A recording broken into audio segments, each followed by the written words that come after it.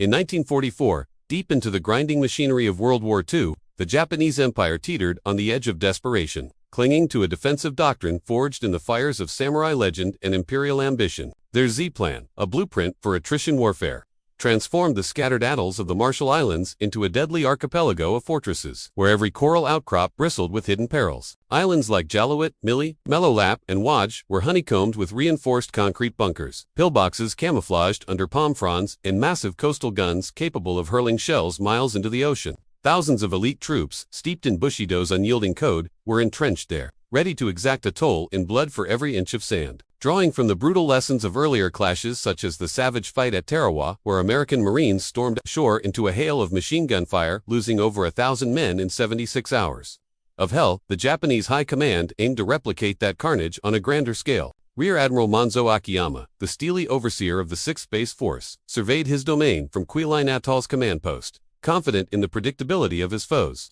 "The Americans are slaves to their timetables," he reportedly mused to his aides, envisioning waves of Yankee invaders shattering against his outer walls like surf on unbreakable reefs. Yet this vision ignored the revolutionary shift brewing in American strategy, a pivot masterminded by Admiral Chester Nimitz, the unflappable commander of the Pacific Fleet, whose piercing gaze over war maps in Pearl Harbor concealed a mind attuned to innovation. Nimitz, drawing on cracked Japanese codes from the Magi intercept secrets pried from encrypted radio traffic by tireless cryptographers, saw through the facade of strength.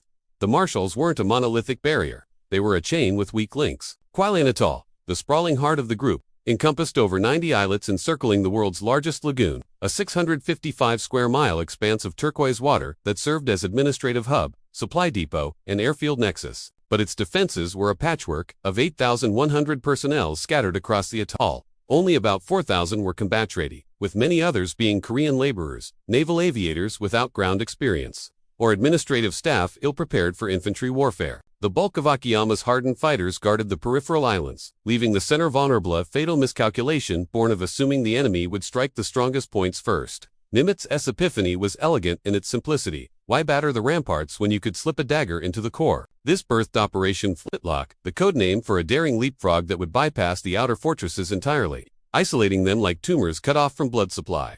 Preparations for Flintlock unfolded with meticulous precision, a symphony of intelligence and firepower that showcased America's industrial might. In the months leading up, B-24 Liberators thundered from makeshift bases on Baker Island, pounding Japanese airfields across the Marshalls and reducing 71 aircraft to smoldering wrecks in November 1943. Alone, carrier task forces, including behemoths like the USS Enterprise and USS Lexington, unleashed swarms of Hellcat fighters and dauntless dive bombers in late January, hammering runways and fuel dumps to deny the enemy aerial cover.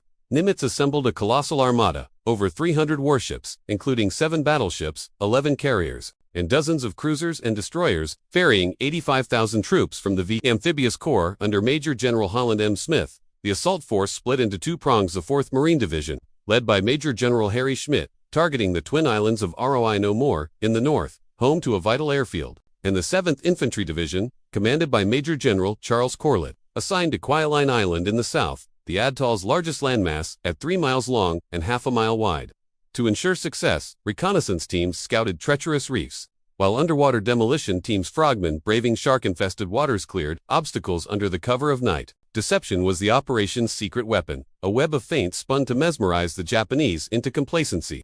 For weeks, American carriers and battleships feigned assaults on the outer islands, their guns roaring in mock fury as bombs cratered Jalawit beaches and strafing runs ignited fuel stores on Mili. Japanese observers, peering through binoculars from their bunkers, interpreted this as the prelude to invasion, rushing reinforcements and ammunition to the front lines. "The enemy dances to our tune," Akiyama noted in dispatches to Tokyo, unaware that these barrages were mere distractions. Meanwhile, on January 30, 1944, a stealthy detachment from the 2nd Battalion, 106th Infantry, and Marine Scouts paddled ashore on Majuro Atoll, 220 miles southeast, seizing it unopposed after discovering the Japanese had abandoned it months earlier. This bloodless coup provided a forward base. But the real sleight of hand came as the main fleet navigated uncharted passages through the atoll's reefs, emerging inside Kwajalein's lagoon like ghosts materializing from mist. The Japanese, their guns trained seaward, were caught utterly flat-footed, their doctrine of perimeter defense exposed as obsolete. The onslaught began at dawn on January 31, 1944, with a bombardment of biblical proportions that turned the atoll into a cauldron of fire and smoke. 7 battleships, including the USS Tennessee and USS Pennsylvania, unleashed over 7,000 rounds of high-explosive and armor-piercing shells, each salvo shaking the earth like thunderclaps from enraged gods. Cruisers and destroyers added their fury, while 5 artillery battalions hastily emplaced on seized nearby islets like Carlson and Carlos pounded the beaches with 29,000 shells on the first day alone. Carrier aircraft swooped in relentless waves, dropping napalm and fragmentation bombs that incinerated palm groves and shattered concrete revet. On Kwajalein Island, the barrage erased landmarks, reducing bunkers to rubble and silencing anti-aircraft batteries in choking dust clouds. ROI No More fared no better. Its airfield runways were pockmarked into uselessness, and ammunition dumps erupted in spectacular fireballs. Akiyama, hunkered in his command bunker amid the chaos, scribbled in his diary, "The sky rains death.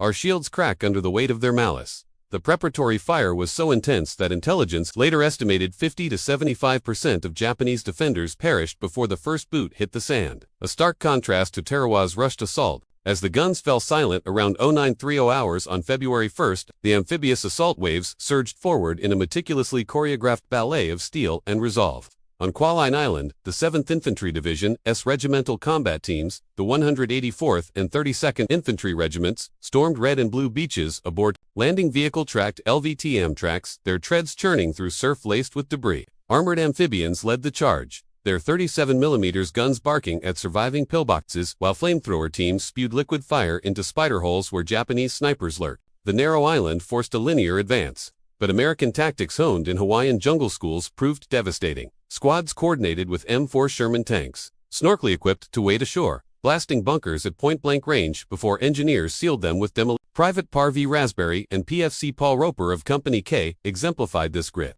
Spotting a fortified pillbox halting their platoon, they crawled forward under fire, lobbed grenades through slits, then finished it with white phosphorus and tank support, earning posthumous honors for their valor. By noon, the Americans had pushed to the airfield's edge, but night brought terrified desperate banzai charges.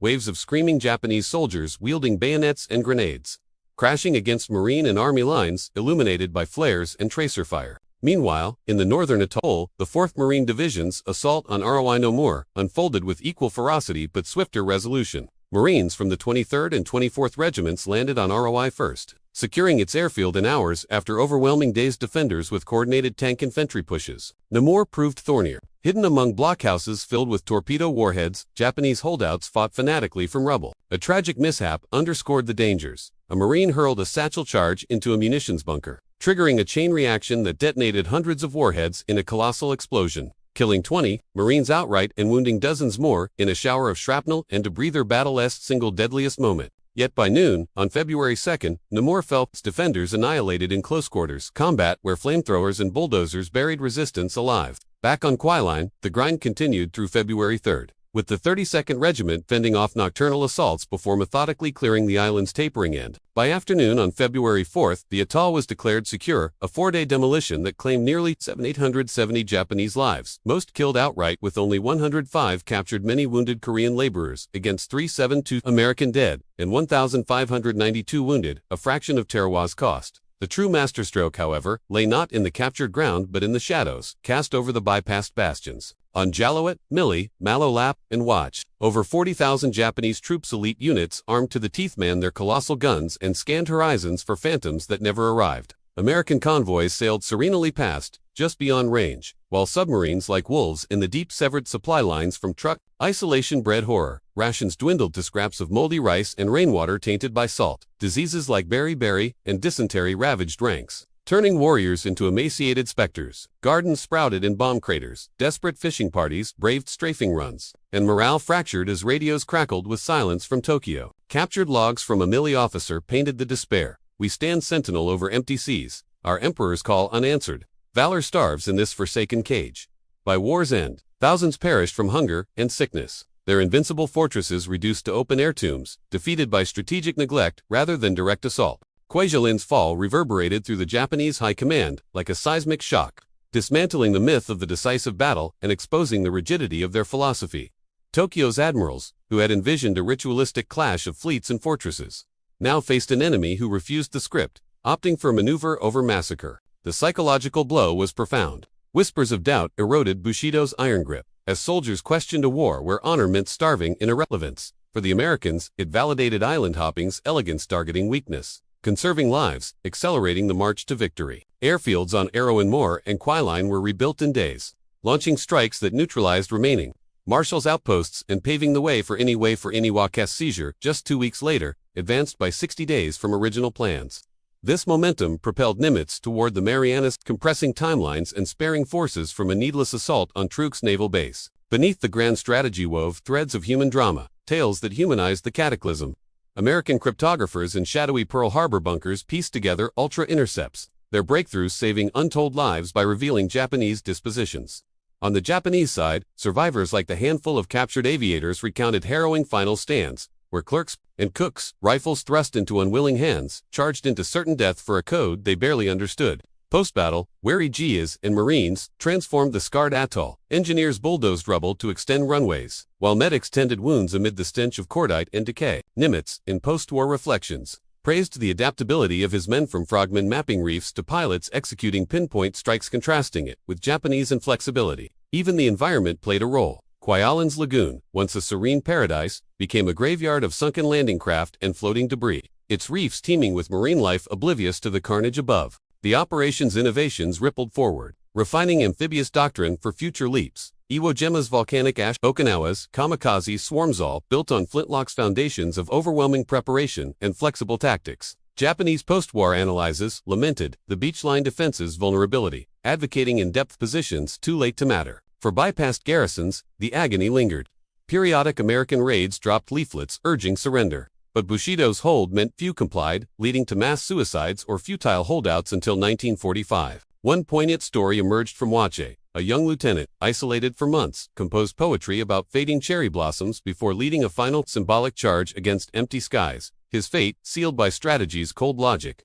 In the broader Pacific tapestry, Kwajalein marked the eclipse of static warfare, ushering in an age where mobility and intelligence reigned supreme. It shattered Japan's outer perimeter, opening sea lanes to the Philippines and beyond, while isolating Wake Island and other holdouts in perpetual limbo. The atoll's capture provided anchorage for the fleet and staging for B-29 bombers, hastening the firebombing campaigns that would scorch the home islands. Nimitz's question, why attack them at all, echoed as a mantra, proving that wars are won not just by might, but by the cunning to wield it sparingly. Today, Kwajalein's relics rusted bunkers overgrown with vines, submerged wrecks as artificial research divers and historians, silent witnesses to a battle that killed not only men, but an entire way of war, leaving 40,000 souls to fade into obscurity, outmaneuvered by genius that chose the path unseen.